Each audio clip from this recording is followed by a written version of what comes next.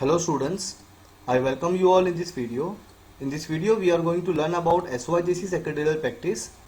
Students, as you all know that we have completed our first chapter, that is Introduction to Corporate Finance, and second chapter, that is Sources of Corporate Finance, third chapter Issue of Shares, and fourth chapter Issue of Debentures.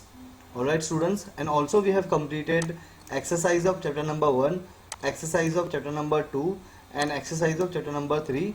Now we are just left with the exercise of chapter number 4. ये भी हम कुछ वक्त में कर लेंगे.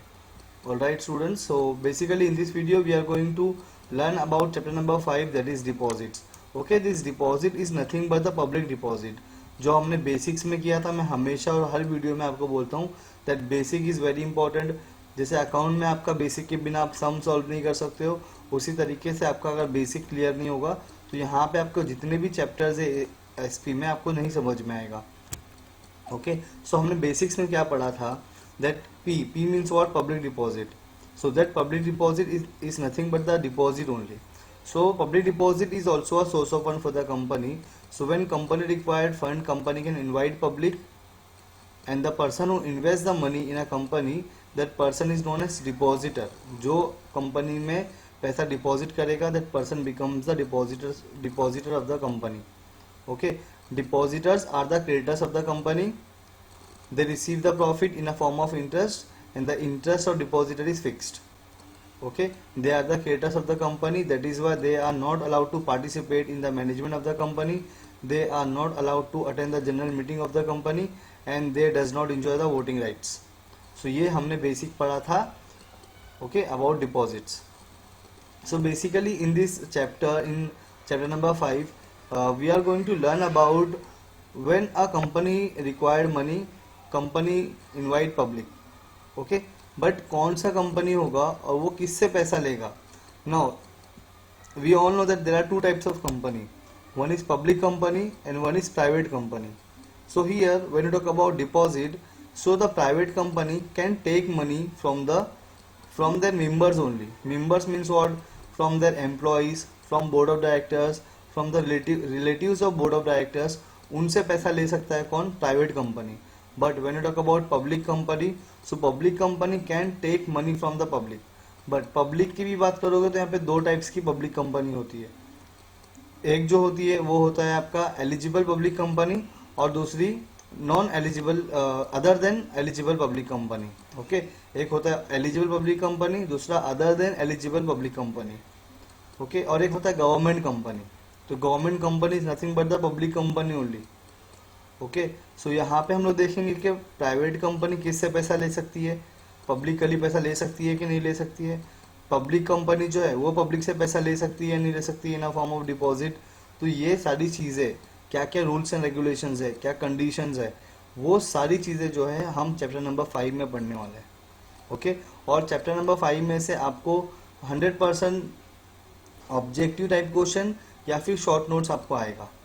Okay, so that is why this chapter is very important. So now let's start with the introduction part. So accepting deposit from the public or from its members is one of the source of raising funds for a company. तो मैं आपको हमेशा बोलता हूँ, when a company required fund, company can invite public, okay, and they can invest their money in a company. It is cheaper to raise funds through deposits. So cheaper इसके लिए होता है बिकॉज शॉर्ट टर्म के लिए होता है. So when you talk about public deposit, तो हमको ऑलरेडी पता है दैट मिनिमम पीरियड कितना होता है यहाँ पे 6 month and maximum for 36 month.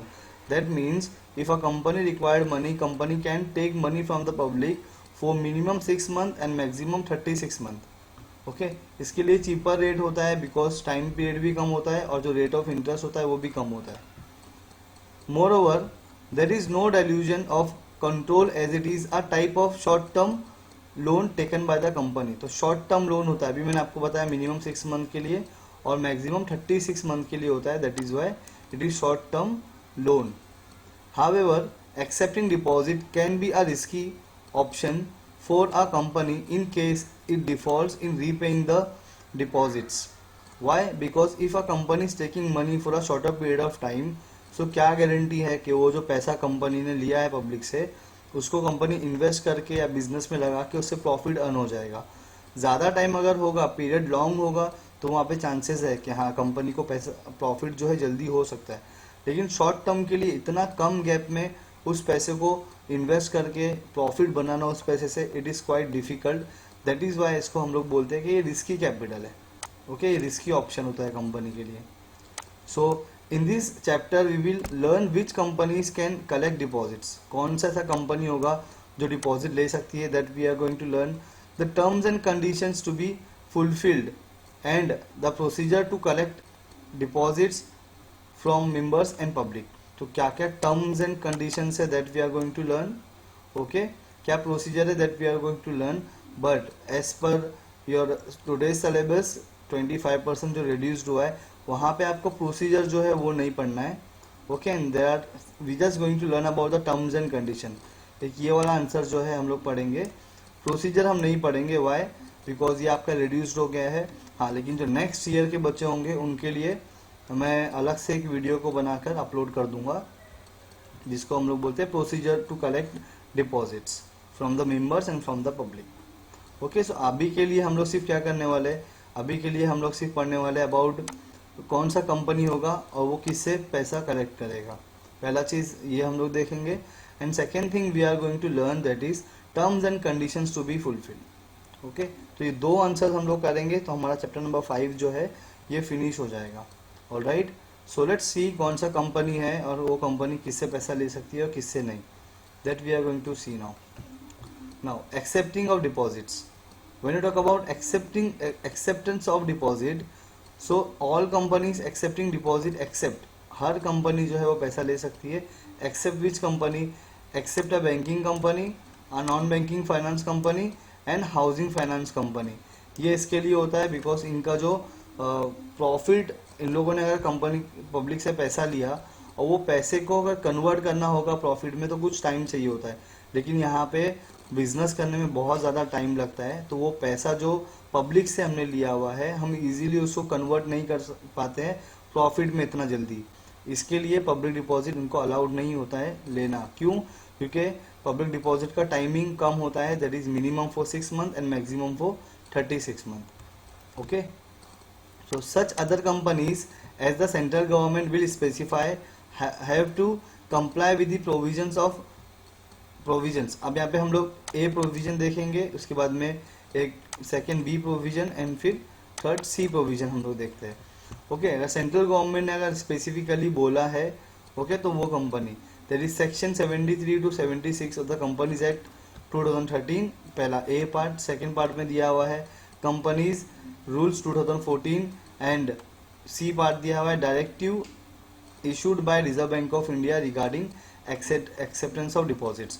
सो अगर यहाँ पे उनको अलाउड होगा कंपनीज को, so they can take money from the public. अगर अलाउड नहीं होगा तो they are not allowed to take money from the public in a form of deposit.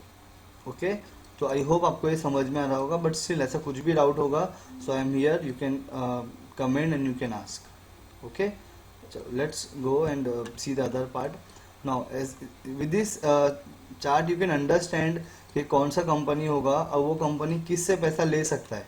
Okay, so following chart shows which companies can collect deposit from members and from public. तो कौन सी ऐसी company होगी जो member से पैसा लेगी और public से पैसा लेगी। So as you can see here, first acceptance of deposit, तो फ्रॉम मेंबर्स, तो कौन सी ऐसी कंपनी होगी so that they can take money from their members। first we will see that number 1, so first है that is private company।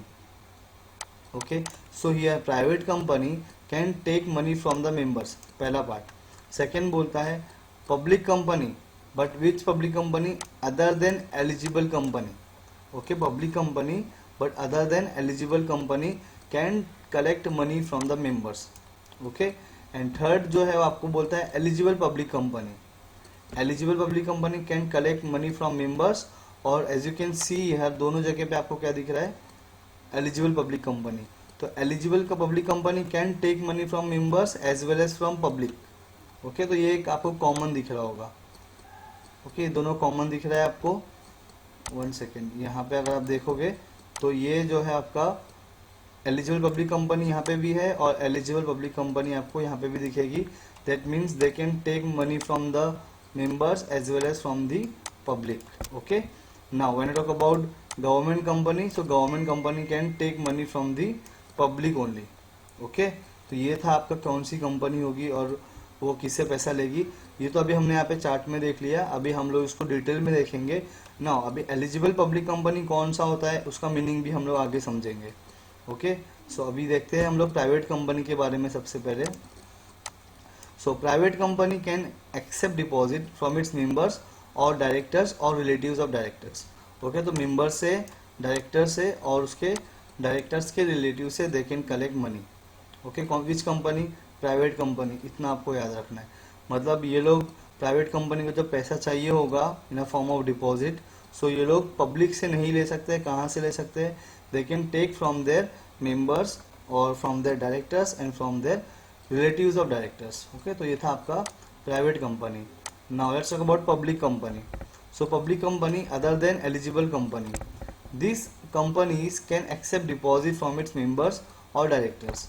सो जो public company होगा, but which public company? Other than eligible public company, this companies can accept deposit from its members और directors. Okay, तो ये लोग भी public से, इनको भी अलाउड नहीं होता है. ओके, अब आते हैं मेन पार्ट पे, that is eligible public company. So this companies can accept deposit from their members and also from the public. Eligible public company means a company having. Okay, तो अभी ये लोग किससे ले सकते हैं? They can take the money from the public and from the members, दोनों से ले सकते हैं, जो जैसे कि हमने अभी वहाँ पे चार्ट में देखा था. ओके, अभी यहाँ पे क्वेश्चन आता है कि एलिजिबल पब्लिक कंपनी कौन सा होता है.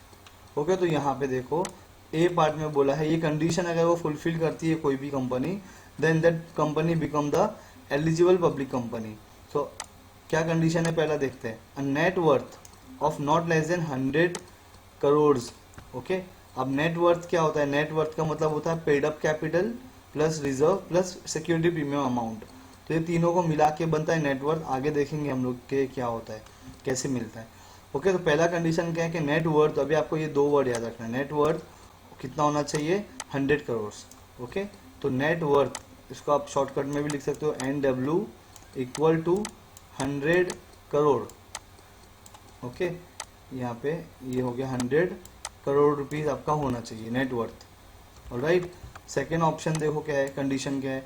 Turn over of not less then ₹500 crore and which has obtained prior approval. Okay, इनका अप्रूवल भी मिला हुआ है ROC से. एंड अपार्ट फ्रॉम दैट इनका जो टर्न ओवर है, टर्न ओवर मतलब उनका सेलिंग कितना हो रहा है?